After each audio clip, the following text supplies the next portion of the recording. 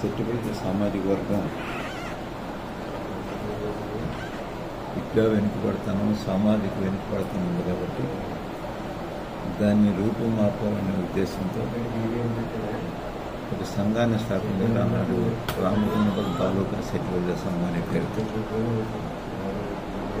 దానికి విద్యా వెనుకబడతాను దృష్టిలో పెట్టుకుని అప్పుడు ప్రభుత్వంతో ఒక హాస్టల్ కూడా మంజూరు చేయించారు. అంటే ఫైనాన్షియల్ ఎయిడ్ అంతా కూడా ప్రభుత్వం ఇచ్చేది హాస్టల్స్కి.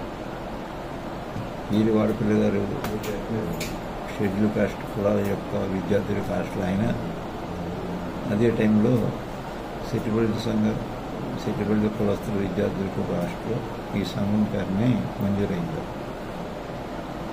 ఆ హాస్టల్ నడుపుతూ దీన్ని ఈ సంఘాన్ని పటిష్టం చేశారు. ఒకప్పుడు సామాజికంగా వెనుకబడిన ఈ వర్గాలు, ఈ కులస్తులు సర్పంచులు గాను, ఈనాడు మండల పరిషత్ అధ్యక్షులు గాను, సభ్యులు గాను, శాసనసభ సభ్యులు గాను, మంత్రులు గాను ఎన్నికవడానికి కారణం ఏంటంటే రామగుండం నియోజకవర్గంలో సంఘ పటిష్టతే ప్రధానమైనటువంటి కారణం. ఈనాడు ఇంకొక విషయం చెప్పాలనుకుంటే దాదాపు కౌలు వ్యవసాయదారులందరూ కూడా 80% సెట్టిపల్లి కులస్తులే. అంటే భూములు కమ్మవారివి, లేదా క్షత్రియులు కానివ్వండి, లేదా ఇతర బ్రాహ్మణులు కానివ్వండి, వైశ్యులు కానివ్వండి, అందరూ కూడా సెట్టిపల్లి కులస్తులకి ఇస్తారు. అంటే ఆ మన్ననలో ఆ గౌరవం పొందారు అప్పటి నుంచి కూడా.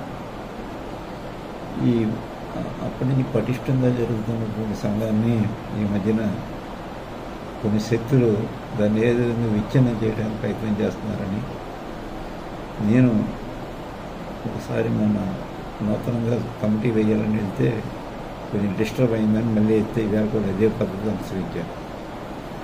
అంటే నేను ఫ్యూచర్గా ఏంటంటే మళ్ళీ ఇంకో మీటింగ్ 20 రోజులు మీటింగ్ వేస్తాం. మీటింగ్ వేసి కొత్త కార్యవర్గాన్ని ఎన్నుకుంటారు.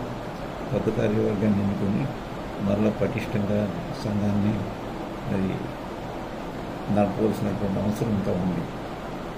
అంటే మా సంఘం ఇప్పుడు కూడా ఒకరికి వ్యతిరేకంగానో, ఒక కులానికి వ్యతిరేకంగానో, మరో కులానికి మతానికి వ్యతిరేకంగానే పెట్టింది కాదు. ఇది కేవలం మనం సామాజిక వెనుకబడుతున్న వాళ్ళు, ఆర్థిక వెనుకబడుతున్న వాళ్ళు, విద్యా వెనుకబడుతున్న వాళ్ళు కాబట్టి దానికి సంఘటిత శక్తి అవసరం అనే ఉద్దేశంతో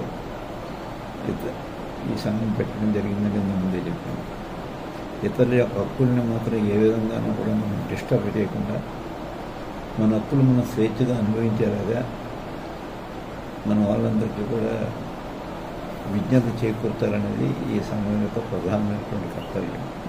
దాంతో జరుపుతున్నాం కాబట్టి ఒక విధంగా చెప్పాలంటే దినదినాభివృద్ధి చెందింది రామగుండం తాలూకా సెట్టిపల్లి సంఘం అనేది. దినదినంగా ప్రతిదినం కూడా అభివృద్ధి చెందినట్టు లెక్క. ఎందుకంటే గ్రామ పంచాయతీ ప్రెసిడెంట్ అంటేనే రానిచ్చేవారు కదా రోజుల నుంచి.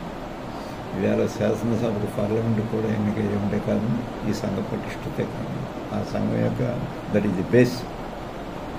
నా యొక్క వ్యక్తిగతంగా నాకు కానీ లేదా ఇతరులు కానీ ఎన్నికైన వాళ్ళు కానీ చూసుకుంటే సంఘం యొక్క బేస్ ఉంటే అంటే 30% ఉంటారు మహా ఉంటే ఏ కులం ఉన్నా సరే అనుకుని నియోజకవర్గంలో. మిగతా 70% స్ట్రక్చర్ అంతా కూడా మిగతా వాళ్ళదే.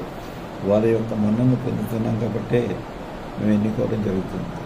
అవసరం కూడా కేవలం కులంతో ఏ పార్టీ గెలవలేదు.